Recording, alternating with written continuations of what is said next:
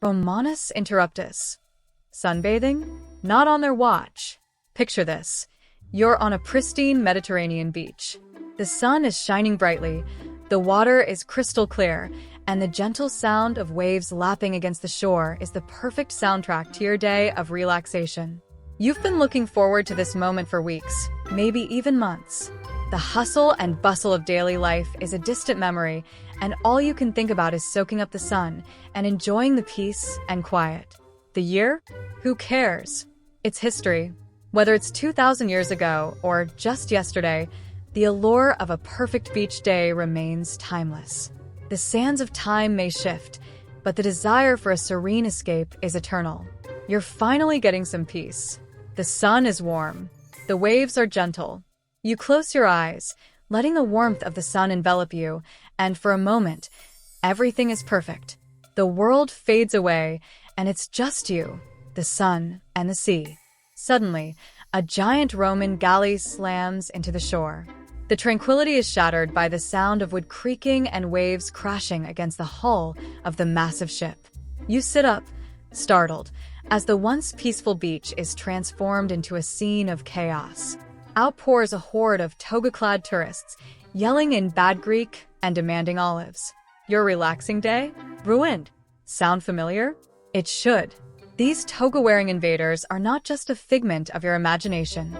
They were the inventors of cruise tourism and the embodiment of ancient Roman tourists who once roamed these very shores. The ancient Romans, bless their sandals, were the original cruise vacationers, most of whom were unfortunately also obnoxious tourists. They traveled far and wide, bringing their unique brand of chaos wherever they went. Whether it was the bustling streets of Rome or the serene beaches of the Mediterranean, the Romans knew how to make their presence known. They originated the concept of getting away from it all, and then proceeded to bring it all with them. They were loud. They were boisterous. They were the life of the party, whether you wanted them to be or not. Their voices echoed across the beach, drowning out the sound of the waves and the calls of seagulls. They complained about the food.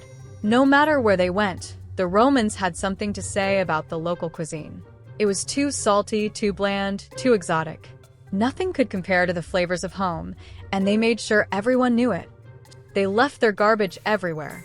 The pristine beach quickly became a mess of discarded amphorae, broken sandals, and half-eaten loaves of bread.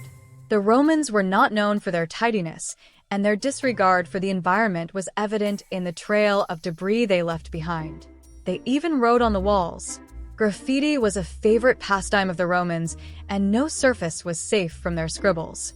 From declarations of love to political slogans, the walls of ancient cities were covered in the musings of these early tourists. The more things change, the more they stay the same. Modern tourists may not wear togas, but their behavior is often strikingly similar to that of their ancient counterparts: loud, messy, and always ready to complain. Today's travelers carry on the legacy of Roman tourists in their own unique way, except for the togas. Those are out. But who knows? Maybe one day they'll make a comeback. Until then, we can only imagine what it would be like to see a beach full of toga-clad tourists bringing a touch of ancient Rome to our modern world. All roads lead to trouble, the Roman road network and its consequences. The Romans loved a good road. They were master builders, and their roads were a testament to their engineering prowess. These roads were meticulously planned and constructed with precision, often involving thousands of soldiers and slaves as laborers. They built them straight. They built them long. They built them everywhere. From the heart of Rome to the farthest reaches of the empire, these roads connected cities, towns, and military outposts, creating a vast network that spanned continents. All those roads led to one thing: travel, and lots of it. The roads facilitated movement for people, goods, and ideas, transforming the Roman Empire into a bustling hub of activity. Merchants, soldiers, and ordinary citizens could now traverse great distances with relative ease. The Roman Empire was basically one giant interconnected vacation destination. With roads in place, people could explore wonders from the majestic Colosseum in Rome to ancient ruins in Pompeii. Before Romans built these roads, traveling was tough. Paths were often little more than dirt trails, making travel slow and arduous. People contended with rough terrain and unpredictable weather while facing threats from bandits and wild animals along their journeys. The lack of proper infrastructure made long-distance travel daunting and perilous. However, with Roman roads, boom, travel became accessible to the masses. Well-maintained roads featured rest stops and inns that guided travelers efficiently. Did masses ever travel? Yes. They traveled for business or pleasure or simply to visit family. Those roads enabled exchanges, boosting economies while fostering trade across empires. They traveled just to escape in-laws. Sound familiar? The military benefited greatly from this road network too. Roman legions could deploy swiftly, ensuring responses against threats while maintaining control over vast territories, a strategic asset crucial for defense and expansion within empires. The roads also facilitated communication through postal systems known as cursus publicus, relying on networks delivering messages rapidly, keeping empires connected and informed, essentially the lifeblood connecting people, places, and ideas, fostering unity and cohesion throughout regions. Even today's infrastructure reflects legacies left behind by Romans. Many principles and techniques used by engineers continue to influence road construction worldwide. This significantly impacts modern society and demonstrates the enduring legacy of engineering innovation throughout time. The original Grand Tour, exotic visits, chariot rides, and toga parties.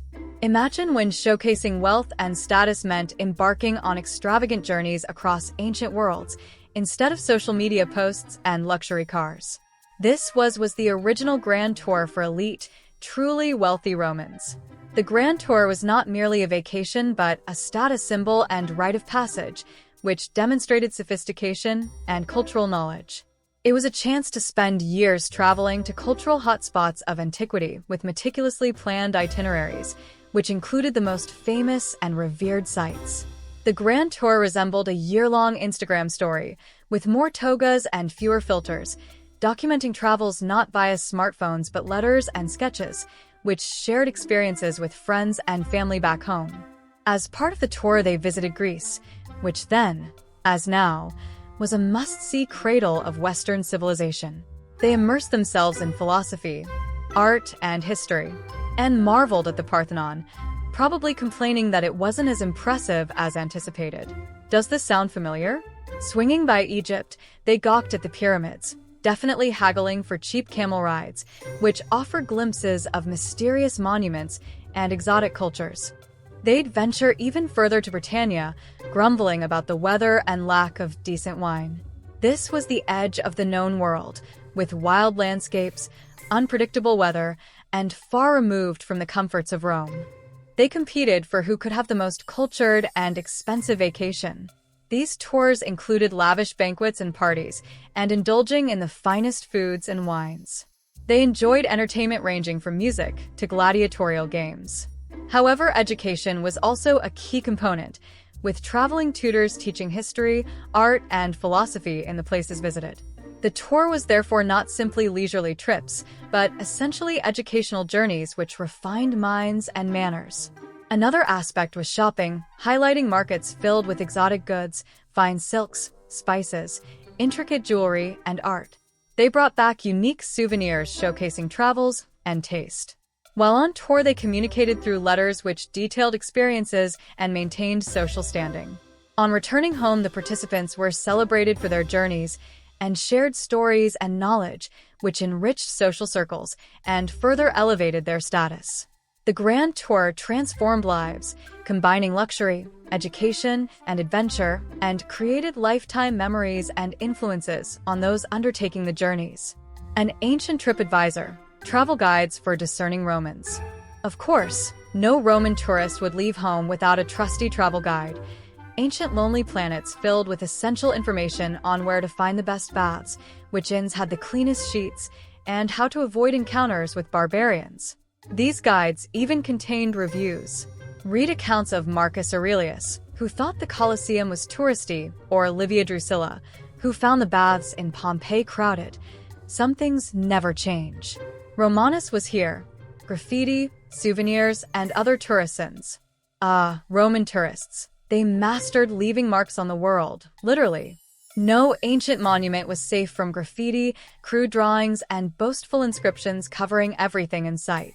They were the original taggers, using chisels instead of spray paint. And don't get me started on the souvenirs. They brought home everything, from miniature statues to overpriced pottery. If it could be carried, they carried it. They probably even bought tunics printed. My friend went to Gaul, and all I got was this lousy tunic, or similar. So next time you're annoyed by obnoxious tourists, remember, they're carrying on a proud tradition stretching back millennia. Ancient Romans gave us roads, aqueducts, and the calendar, but also pioneered the art of being that annoying person on vacation. Truly, their legacy lives on. And who knows? Maybe 2,000 years from now, future civilizations will be marveling at our own current tourist antics. Can you believe they stood in line for hours just to take a picture with a mouse with oversized ears? The marvels of human culture. But what are your thoughts on ancient Romans, the original obnoxious tourists? Let us know in the comments below. Also, remember to like and share this video, and subscribe to our channel for more interesting content. See you in the next video.